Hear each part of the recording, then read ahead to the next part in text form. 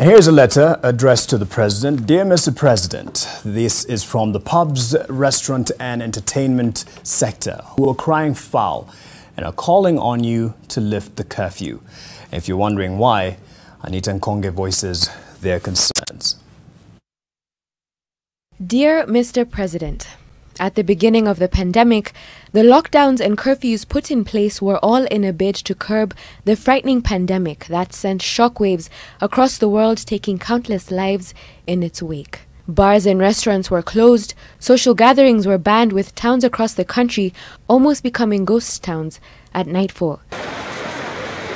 It was then expected that everyone would adhere to the measures put in place, argument being that the virus was spreading due to mass public gatherings. However, something peculiar began to happen. A lack of adherence of these very measures in place by our very own leaders. So you can imagine the confusion for those in the entertainment business who remain largely restricted in their operations. The Pubs, Entertainment and Restaurants Association of Kenya, PERAC, is now asking you, Mr. President, to not only reduce the curfew hour or lift it in its entirety, but to also stop the double standards. Bars and restaurants and their patrons across the country have been on the receiving end as police enforce the measures, yet we have not seen any of these politicians punished for holding a gathering contrary to the same guidelines.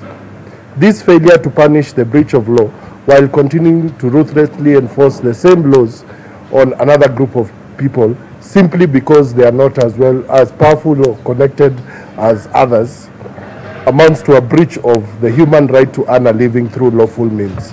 PERAC say that in the last 1 year, businesses have been affected as they struggled to cope with the new normal. Today, more than 30% of the bars and restaurants that were in operation before the pandemic have shut down completely. That's about 16,000 businesses that have collapsed. This comes as private hospitals report an increase in COVID-19 cases and a warning that Kenya could face a third wave of COVID-19 infections set to peak in the next month and a half.